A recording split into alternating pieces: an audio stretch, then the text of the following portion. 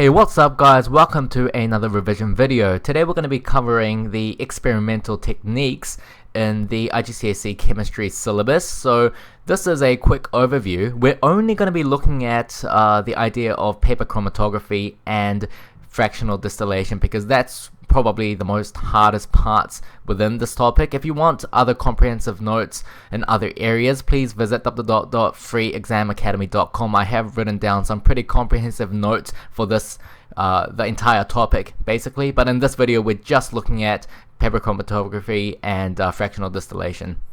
Okay, so paper chromatography is basically a separation technique that is used to separate and identify the components in a mixture. So let's take an example, right? Let's just say that our sample has a mixture of three substances. Okay, so we're basically going to get a sample of that mixture and we're just going to blot it on what we call a chromatography paper. And it's important to draw a line where you sampled it because that's important later on, and you'll see why, and that's called the origin line. So what's going to happen then is we set it up in this sort of setting here, whereby you sort of hang the chromatography paper down where the ends are just touching a solvent that can be propanone or water, but let's just take water in this example here. So you've got your origin line here, you've got your little sample, and you sort of just leave it to be for a certain prolonged period of time. And so what happens is that the solvent will actually gradually rise up in the paper, and in doing so it will meet the sample, and the sample will actually dissolve in the solvent, right? But the idea is that certain substances have different solubilities in the solvent, right? So we took that this little sample has three different substances inside this mixture. So those three different substances will have different solubilities in this solvent. What that means is as the solvent travels up, the substances or the mixture will actually travel up as well, but some substances inside the mixture will actually travel slower than others. So eventually you reach an end point and different substances would have made it up at different points because of the speed differences in which they go up with the solvent. So you might get something like this at the very end of the experiment. So the water level has obviously rose up to the top here, and the three substances has actually separated out, and obviously the yellow one traveled the slowest, the blue one has traveled the fastest. And so once you get these results, what's really important is how are you going to analyze it? Well, first of all, given that you've got three spots here that have originated from the sample, you can see immediately that it is a mixture, and we've already established that. So this little sample here contains three different substances, so therefore it's impure. If you take a look here, what's really important is that you take the solvent distance. Okay, so that is how much the solvent traveled upwards, and you also have to measure the how much the different spots have traveled up. And this is why the initial origin line is important, because that's where you start to measure everything from. That's our reference line. So what you do now is calculate the RF value of each of these different substances, right? So the RF value is the distance traveled by the spot, okay, so A, B, or C, divided by the distance traveled by the solvent. So let's just calculate each and every one of those. For the yellow spot, okay, so it's traveled from 0 to 2.5, so you divide 2.5 by 6.5, which is what how much the water traveled, and you get a value of 0.38. You do that for the purple and the blue, and you get the values that you see here.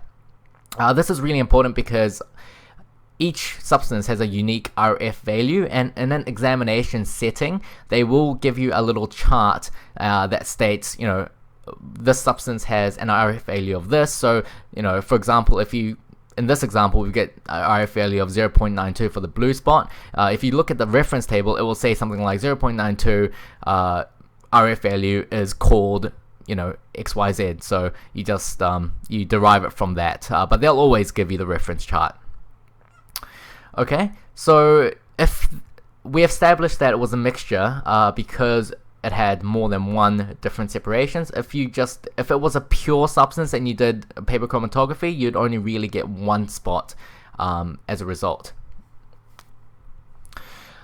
So the other important topic in this part of the syllabus is fractional distillation, which is a technique that is used to separate a mixture of liquids, and the liquids have to be miscible, right?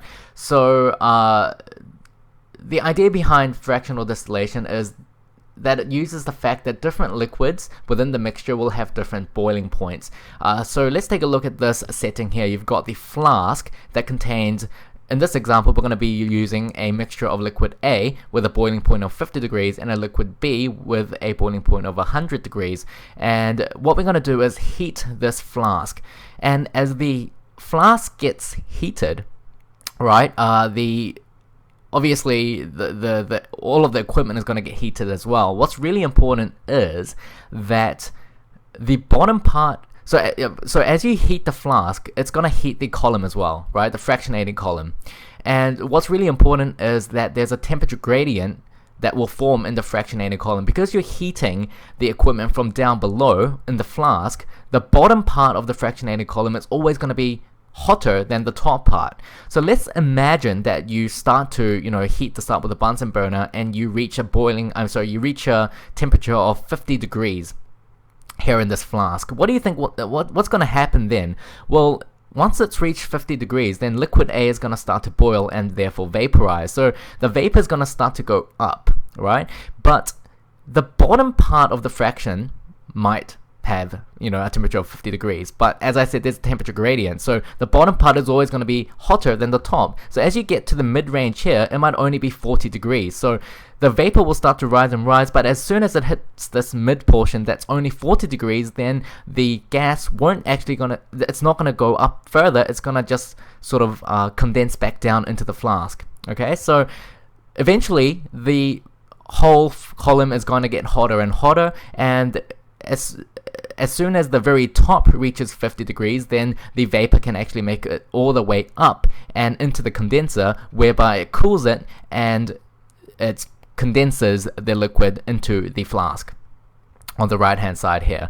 But the main point is that the gas can only, the vapor of liquid A can only go up as far as the temperature of the column lets it to go. So if it's not 50 degrees up top, then liquid A will not be able to make it all the way up top, okay?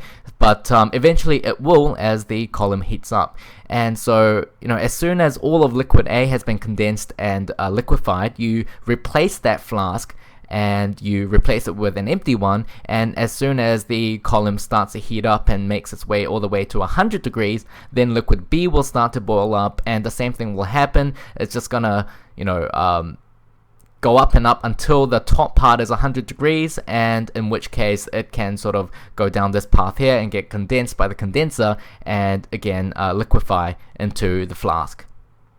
Okay, so that is how fractional distillation works. So thank you for watching, guys. Please visit the website www.freeexamacademy.com because we haven't gone through everything, but in this site here I have gone and made some pretty comprehensive notes for the entire syllabus for this specific topic. So please just go into the site and check it out. I will put a link in the description box below. Otherwise, please like, share, and subscribe, and I'll see you in the next video.